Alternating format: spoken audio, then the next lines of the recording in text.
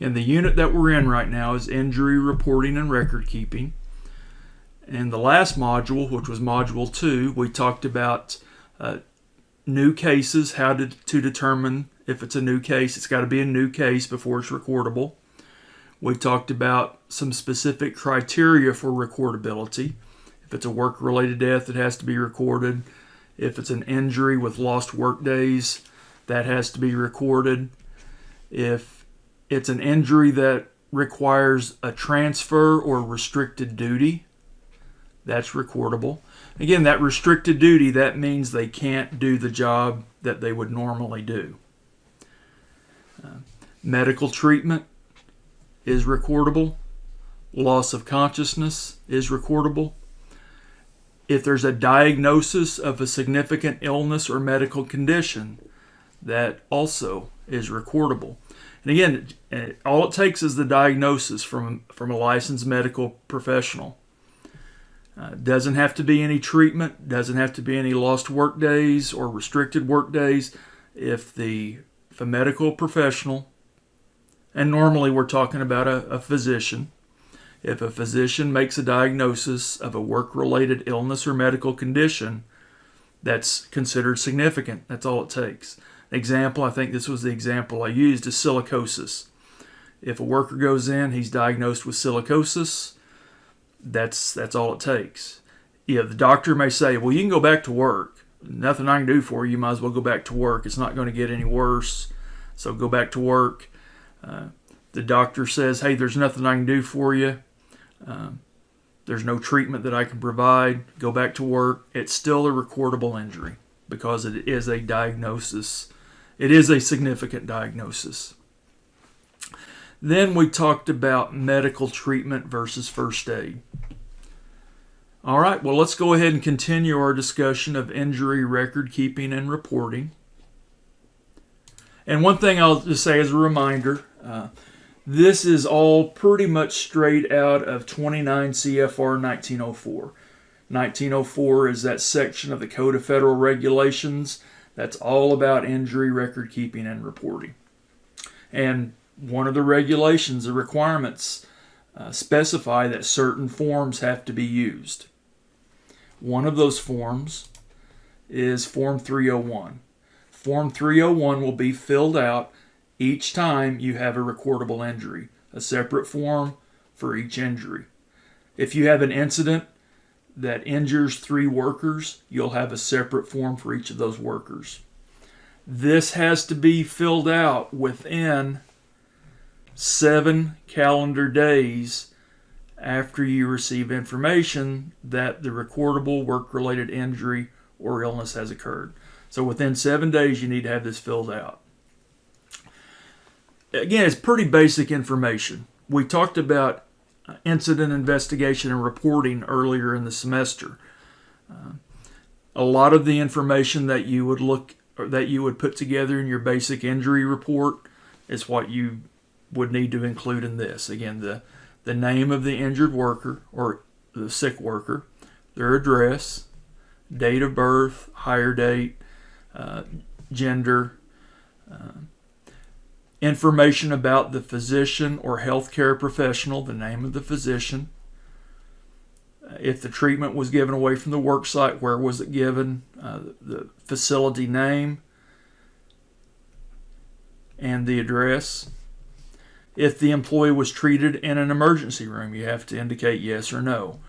Was the employee hospitalized overnight as an inpatient?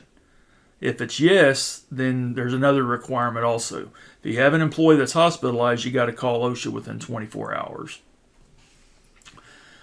Case number from the log. This is a case number that you assign. And this will also be on the 300 log form that we haven't looked at yet. The date of the injury or illness. The time the employee began work. That for trending purposes, that can be an important piece of information. The time of day that the event occurred. Now, for the remainder of the form here, it's some details about the incident, and this is one that throws a lot of people. Why do they care about this? What was the employee doing just before the incident occurred? That's a standard question, and it can be important. Sometimes what they were doing before the incident can have an effect on the incident.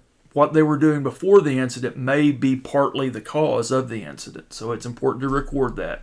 They don't give you a lot of space on this form, so it doesn't have to be an extensive dissertation on what they were doing. Same thing with what happened, just a brief explanation. And here's some examples. Here's examples for what happened. They also give you examples for how to fill out what the employee was doing just before the incident. But let's look at some example descriptions for the what happened question. Examples: when a ladder slipped on wet floor, worker fell 20 feet. Or worker was sprayed with chlorine when a gasket broke during replacement. Number 16, what was the injury or illness? The nature of the illness. Chemical burn, strained back, carpal tunnel syndrome. Just simple and to the point. What object or substance directly harmed the employee? If it was the guy that fell 20 feet onto a concrete floor, it would be the concrete floor. If it was the worker that was sprayed with chlorine, it would be chlorine. If the worker was cut by a radial arm saw, it would be the radial arm saw. Number 18, and hopefully you never have to fill out question 18, but if the employee died, when did the death occur?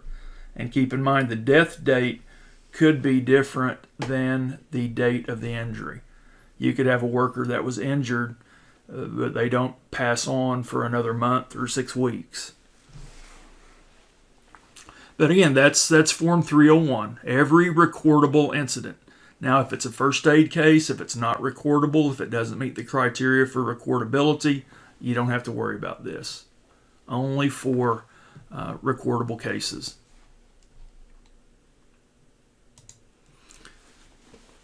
Yeah, and as I've mentioned already previously, for each recordable injury, one injury performed, completed within 7 days. Now, the regulations specify that you use this form. There can be variances or exceptions. If your company has a form that is the equivalent, that's considered equivalent to Form 301, you could use the company's form. Some companies may have that arrangement. They have their own form that's the equivalent. It's considered equivalent, so they use a slightly different form. I've always just gone with using OSHA's forms. That way there's no gray area, there's no questions, there's no explaining that you have to do. You don't have to justify your form. If you use their form, you're good to go. Now, these forms are available at the OSHA website, and they are fillable PDFs, meaning that you can go in and type in all this information. Then once you have it typed in, you can save it as a PDF in your files. Or if you wanted a hard copy, once you have it all typed in, you could print it out for your files. And down in the corner here, if you're the person that completes this, you would put your name, your title, phone number, and the date that you completed the report. And you need to make sure that this date, the date of completing the report, is within 7 days of the date of the injury. If not, it sounds nitpicky, but that's a potential fine. If you don't do the documenting, the record keeping correctly, they could fine you for it. Okay. Let's go ahead and take a look at the 300 log, or Form 300. Form 300 is normally referred to as the 300 log. Somebody's talking about the 300 log, they're talking about Form 300. It's a listing of all recordable cases during a calendar year, January 1st through the end of December. It includes the number of lost, restricted, transferred workdays. Again, each line in this form is a separate incident, a separate injury. Each line is a separate injury. You have a case number that you assign, and the case number on the 300 log should be the same case number that was assigned on the Form 301. Employee's name, their job title, date of injury or onset of illness, where the event occurred, describe the injury or illness, parts of the body affected, and the object or substance that directly injured or made the person ill. Again, you want to be thorough, but only as thorough as necessary. And you don't want to write a dissertation, but you want it to be informative enough so that the OSHA person on the other end, if they see these, they'll know what you're talking about. And which brings up another issue.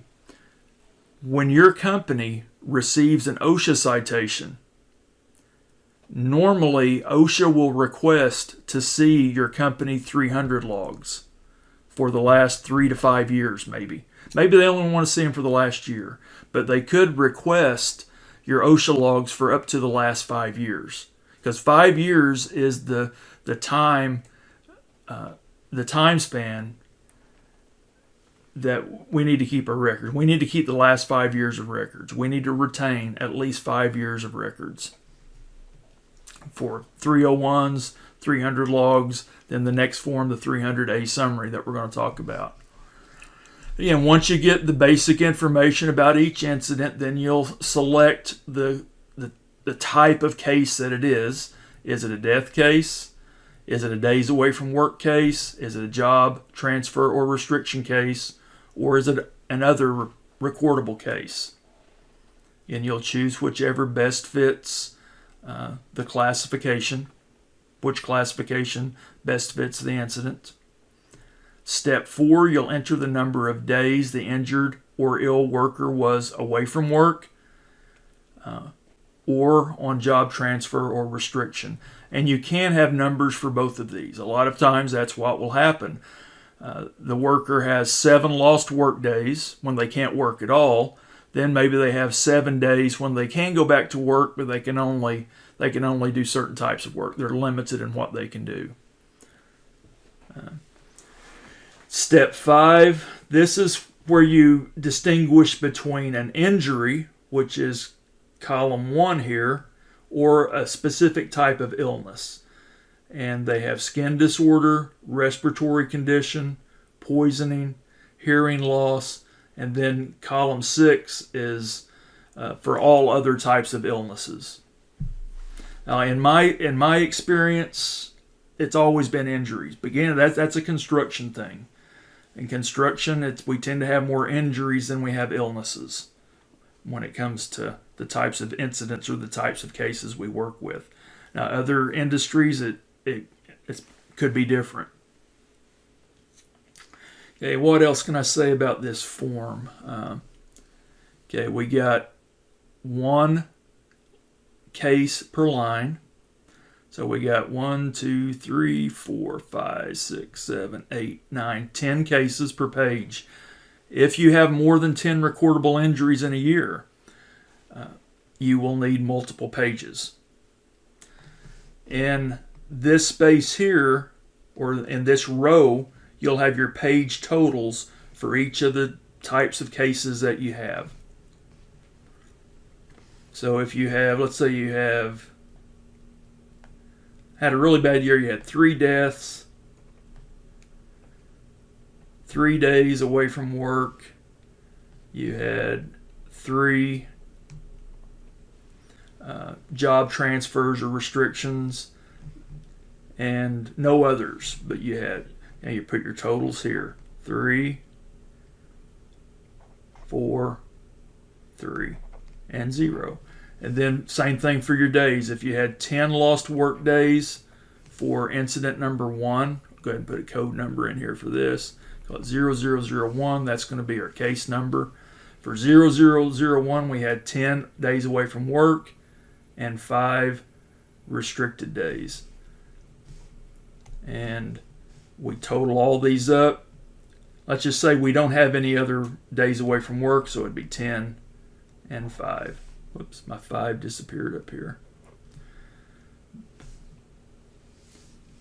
For the nature of the case. Is it an injury or a specific type of illness? Same thing here as you have your page totals. Then if you have multiple pages, at the very end you're going to total everything up. And then that's going to be reflected in the summary form. See, what else can I say? Name of the establishment.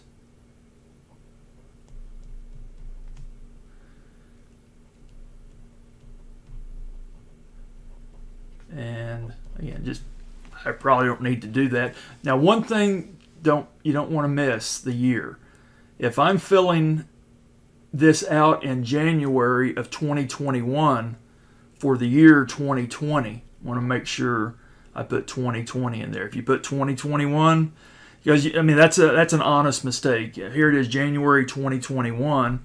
You're filling this form out, you just accidentally put in 2021, but that would be incorrect. And anything incorrect, they can nitpick. They can make a case out of it.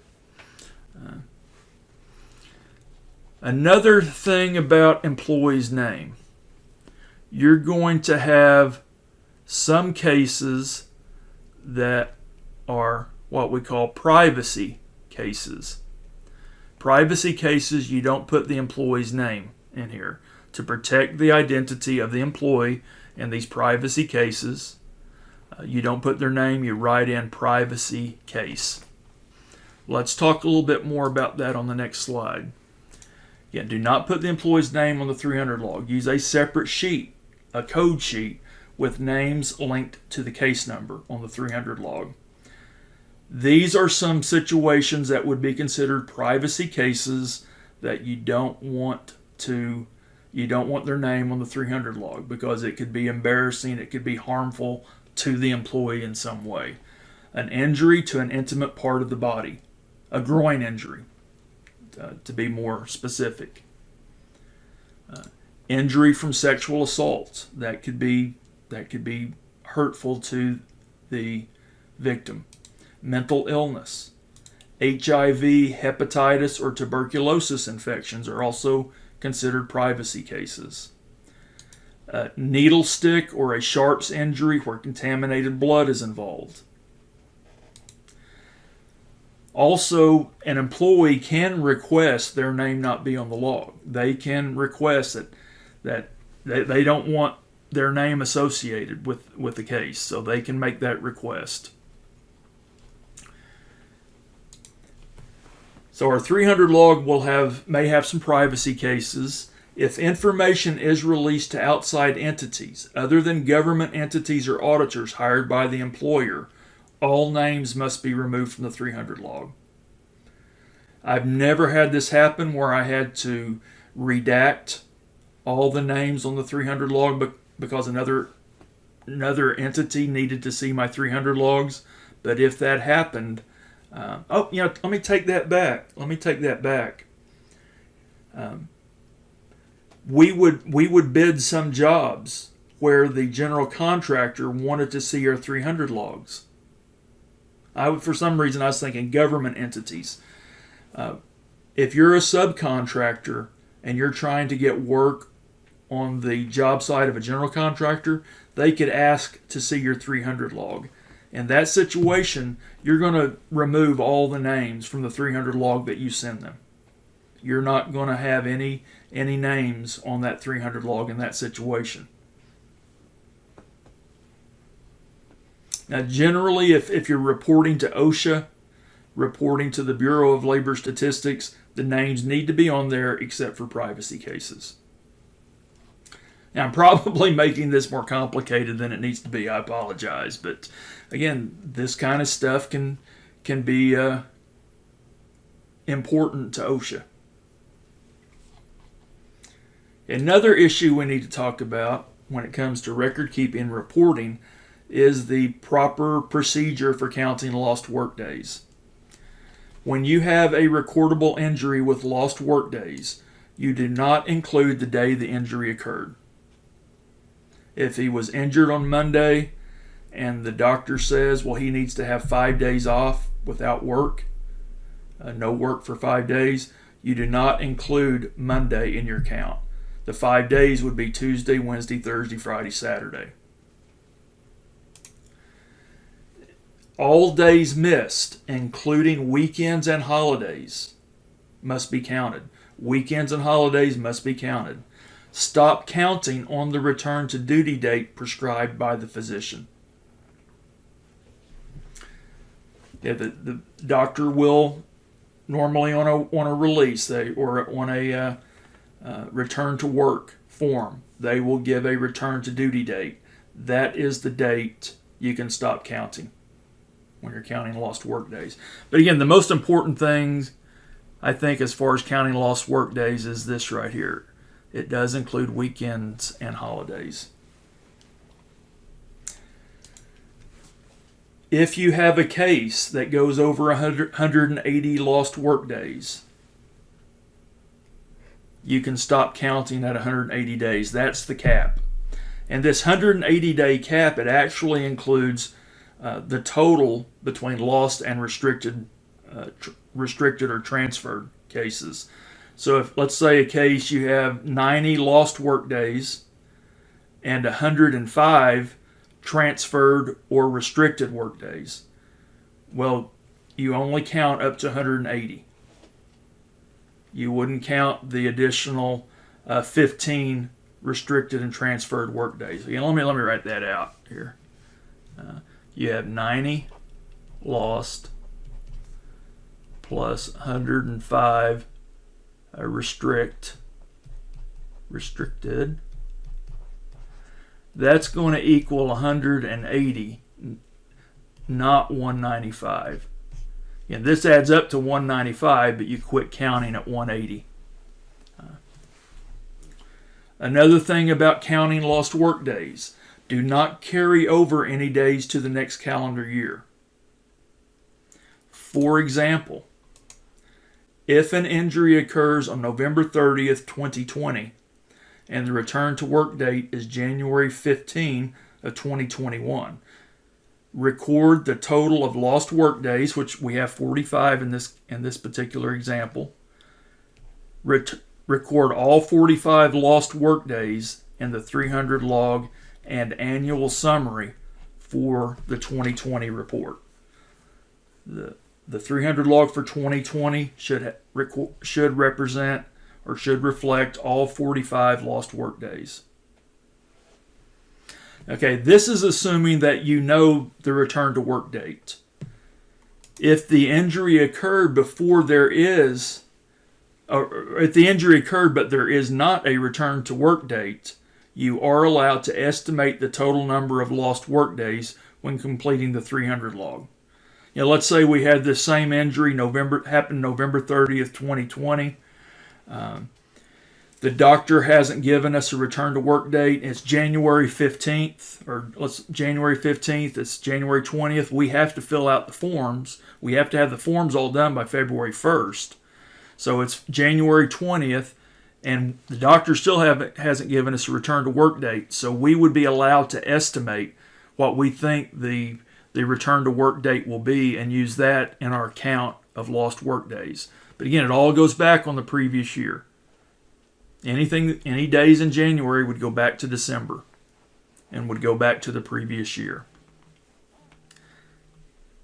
Now, when we know the actual return to work date, we must go back and update our 300 log and our summary.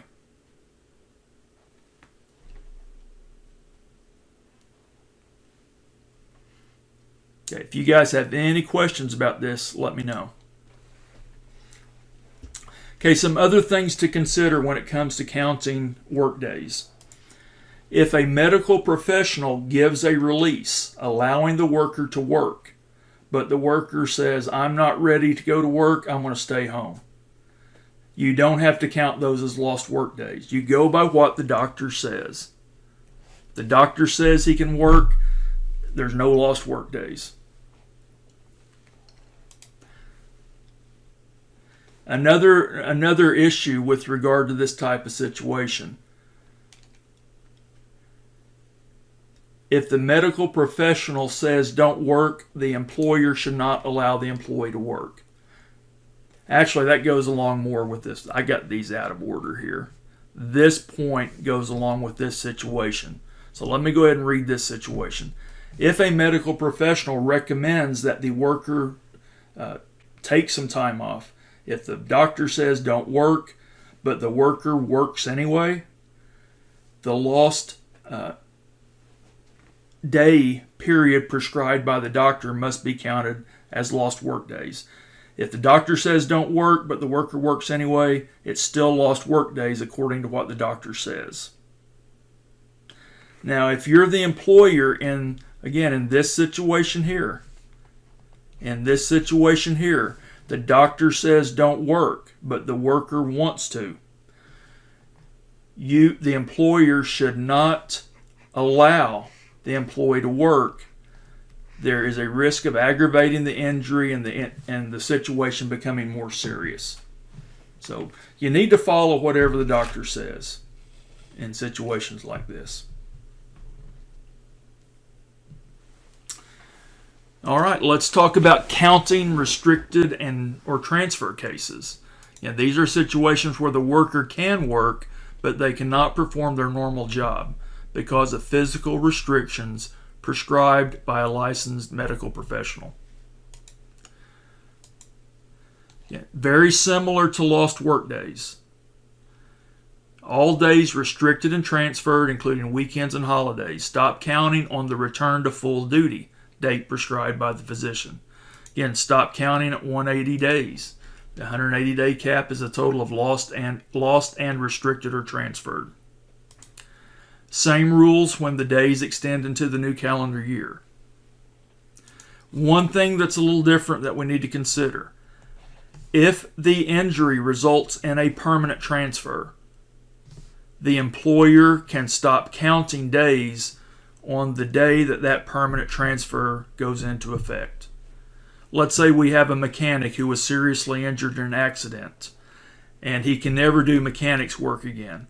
So he's permanently transferred to the tool shed as a tool manager. And there are such things in some companies. You'll have tool and equipment managers. It's pretty much a management job. It's pretty much an inventory job. Let's say he can't be a mechanic anymore, so he's transferred permanently to the position of equipment manager. The day that he starts working as an equipment manager, the employer can stop counting the restricted work days.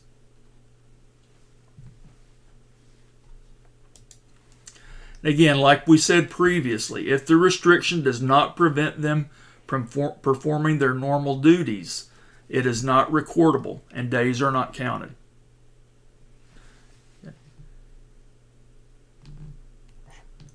It only becomes a recordable when they can't perform their normal duties. Okay.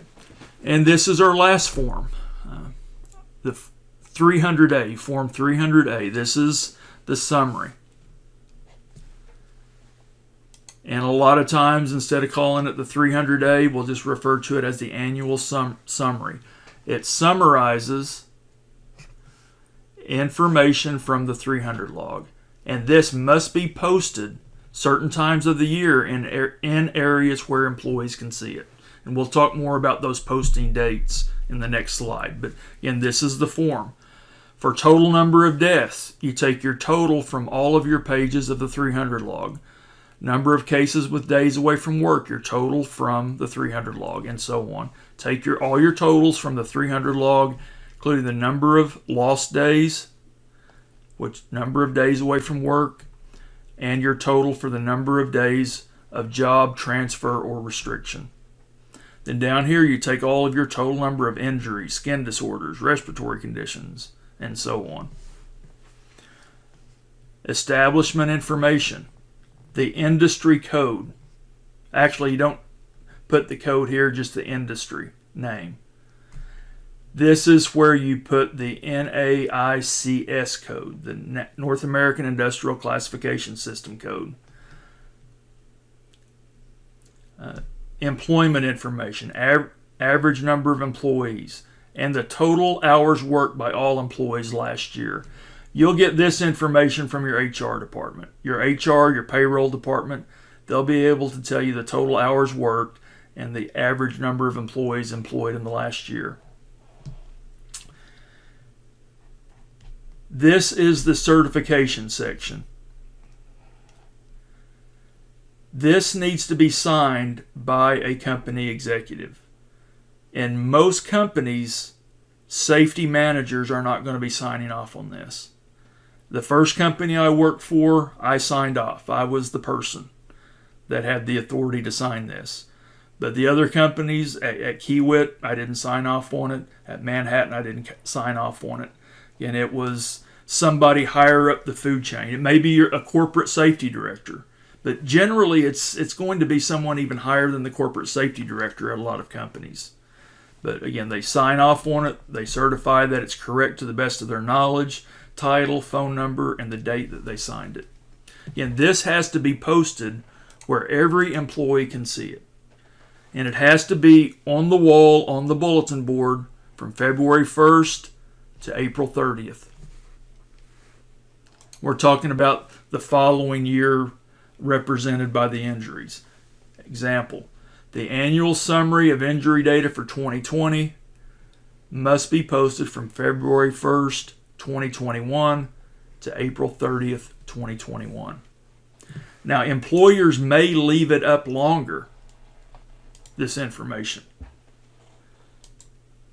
or they may post it earlier. But there are some employers that only want that information posted for the required period. Kiewit was that way. They only wanted it posted from February 1st to April 30th. If it was on the wall before February 1st, someone might get chewed out. If it was on the wall after April 30th, someone might get chewed out.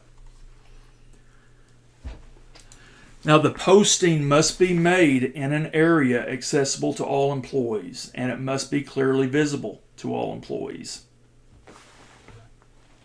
The purpose of this is for employees to know what's going on. OSHA, and I agree with this, OSHA believes that workers should know the types of incidents, the types of accidents that their company is having.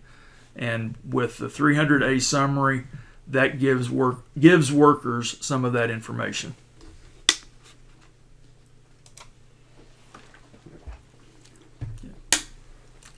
Let's talk about reporting serious incidents. What are the requirements if we have a serious incident for reporting it to OSHA? If you have a fatality, you have to report the fatality to OSHA within 8 hours. And there is an after-hours number for calling in after the OSHA office is closed. I'll show you that number here in just a second. If you have a hospitalization, an amputation, or the loss of an eye, you have to report that to OSHA within 24 hours. And again, you have two options. If it happens during normal working hours, say 8 to 5, you can call the nearest OSHA office. For us, that would be Oklahoma City. If you're in Arkansas, you would call Little Rock. If you're in Dallas, actually, I've never had a case in Dallas where I had to call in. There's probably multiple OSHA offices in Dallas. I'm guessing there's one in Dallas and maybe one in San Antonio. Okay, but again, this is if it's normal business hours.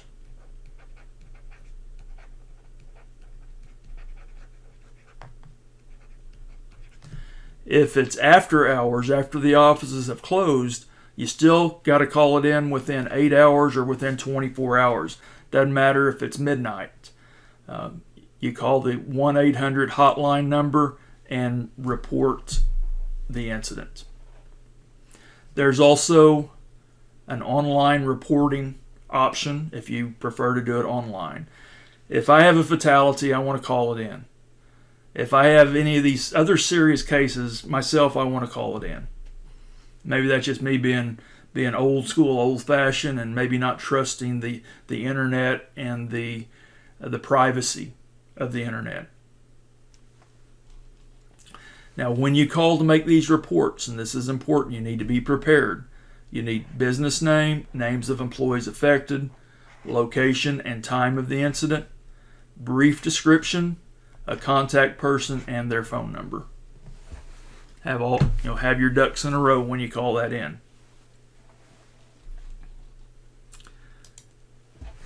And let's talk about the requirement for submitting the annual summary to OSHA.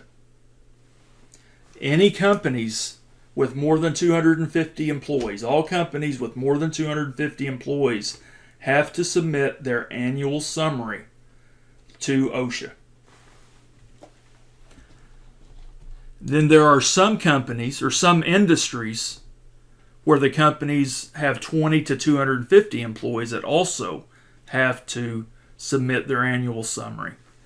And here are just a few of these industries: agriculture, manufacturing, construction, building material retail, grocery stores.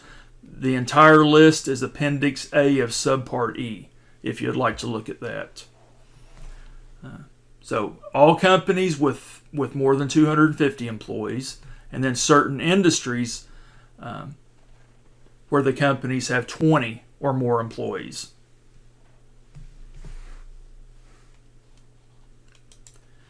And again, we're talking about the submission of the 300A summary, or the annual summary, and it done through electronic submission. It has to be submitted by March 2nd of the following year. The 300A covering incidents occurring in 2020 must be submitted by March 2nd, 2021. In addition to the summary, OSHA, or the Bureau of Labor Statistics, Bureau of Labor Statistics is BLS, they may request the 300 log and the 301 incident reports.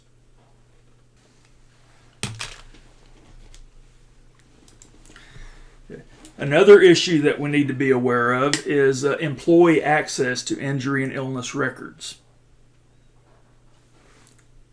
We're required to keep these records. We're also required to allow employees and former employees and employee representatives, they need to have access. They have the right to see these records. Now, if it's a 301 form, again, 301 is a specific incident with a specific injured worker. If a worker requests to see the 301 form for his case, he can see his case 301 form, but he can't see anybody else's case. But anybody can go in and request the 300 log. Again, there shouldn't be any names for privacy cases. But the way the law is written, I could call Manhattan Road and Bridge and say, hey, I'm a former employee. I want to see the 300 log for such and such year.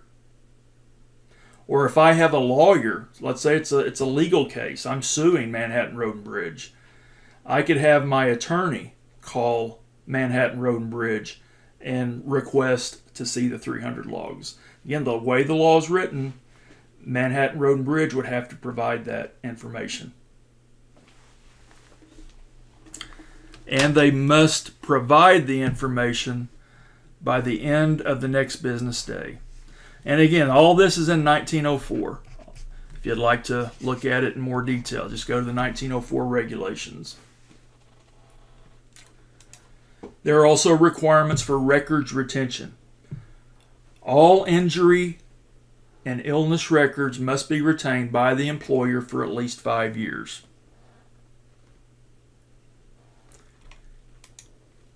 For 301 incident reports, again, that's the individual incident report, they have to be retained 5 years from the date of injury.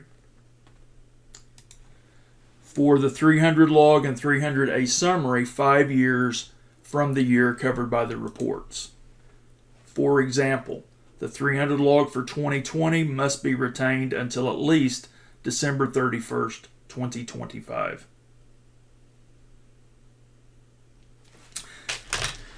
Okay, take a breather. We're almost done. I know this module's a little bit longer than what I've been doing in the modules, but we're going to finish up. We just got a few more slides to work through. Now, the next topic that I'm going to venture into is not in the OSHA 1904 regulations. But these are some commonly used injury rate measures that you need to be familiar with. This is something that you'll use as a safety manager. If If you take the ASP exam somewhere down the road, there'll be questions based upon these commonly used injury rate measures. The first one is the DART rate. DART is an acronym. It stands for days away, restricted, or transferred. The DART rate includes all recordable injuries with lost work days, work restrictions, or transfers. And this is the formula for calculating the DART rate. Lost workday cases plus restricted or transferred cases divided by the hours worked. Again, these are annual based rates, so be the hours worked for the year, all these cases for 1 year, the hours worked for that year, then 200,000 is a constant. Another commonly used measure of injury incidents would be the total case incident rate or the total recordable incident rate. Again, these are acronyms, and this is what we mean by each of the acronyms. Now with these, we're talking about all recordable injuries. That would include lost workday cases, cases with restricted duty or transfers, plus any other recordable injuries, divided by the hours worked for the year, multiplied by 200,000. Then we have a measure called the severity rate that's used, that you'll come into contact with at some point in your career. The severity rate is a measure of incident severity, and we're using the number of lost work days for each recordable injury. To calculate the severity rate, it's a total number of lost work days for the company divided by the number of recordable injuries. And we're talking about a particular year. Say all the lost work days for 2019 divided by all the recordable injuries for 2019.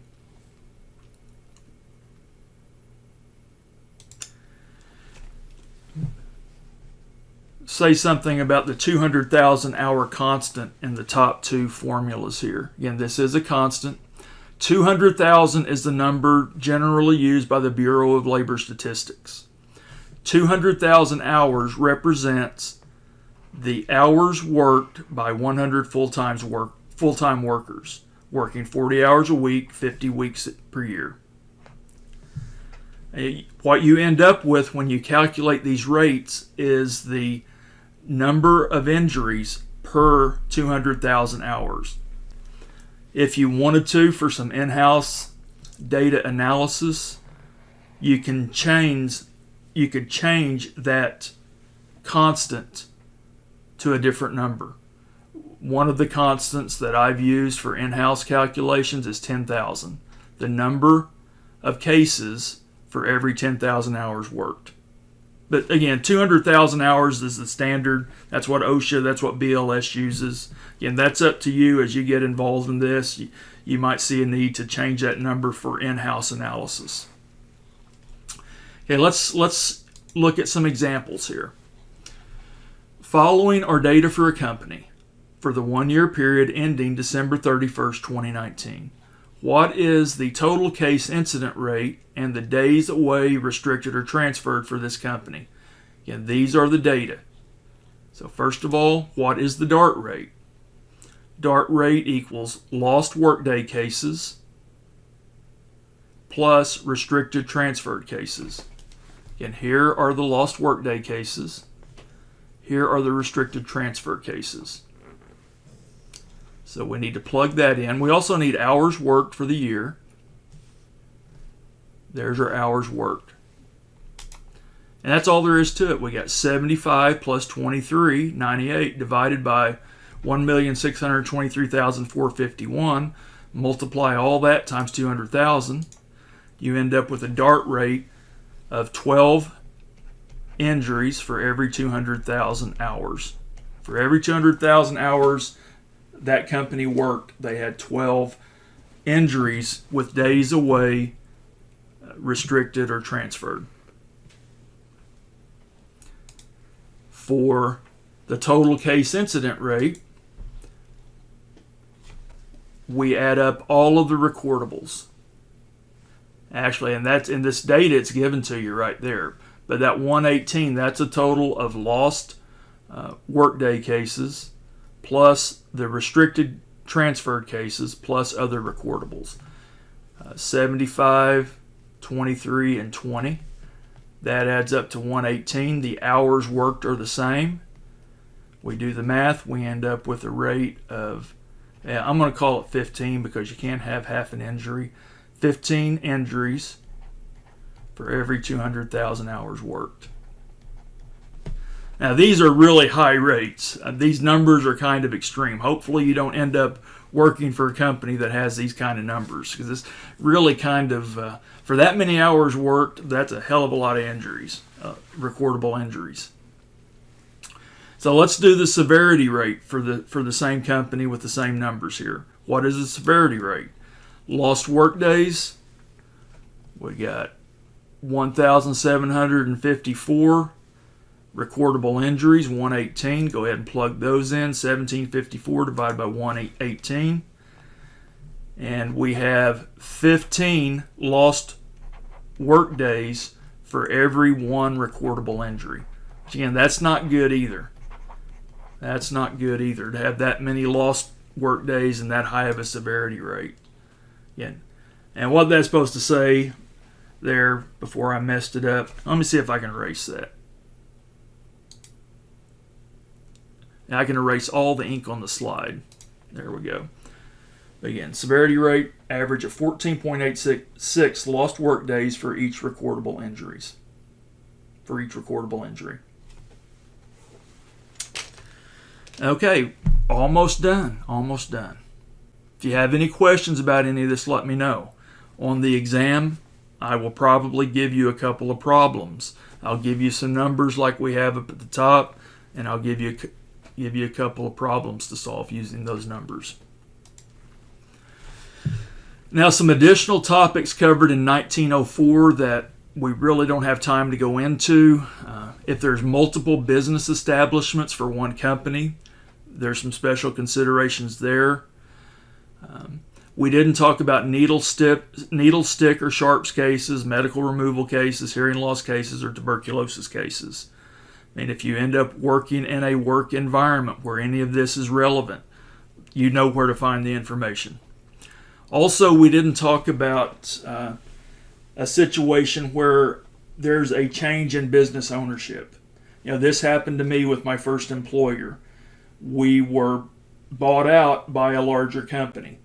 So when we were bought out by a larger company, all of our injury and illness records went to the company that bought us out. And we still had to maintain those records for 5 years. And it became the new company's responsibility to make sure everything was maintained properly.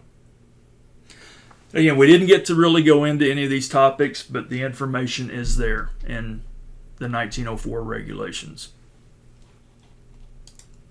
All right, just a quick review of what we've talked about. We talked about the safety professional's role with regard to injury record keeping and reporting. We talked about recording and reporting requirements, companies that are exempt from these requirements. Talked about recording criteria. We talked about first aid treatment versus medical treatment. Some of the different forms that are required, the 301, the 300, and the 300A. Talked about posting, required posting. The 300A has to be posted for 2 months every year. We talked about serious incident reporting, electronic submission of summary data, employee access to injury records, records retention. Then we talked about some commonly used measures, the total case incident rate and the days away restricted or transferred rate.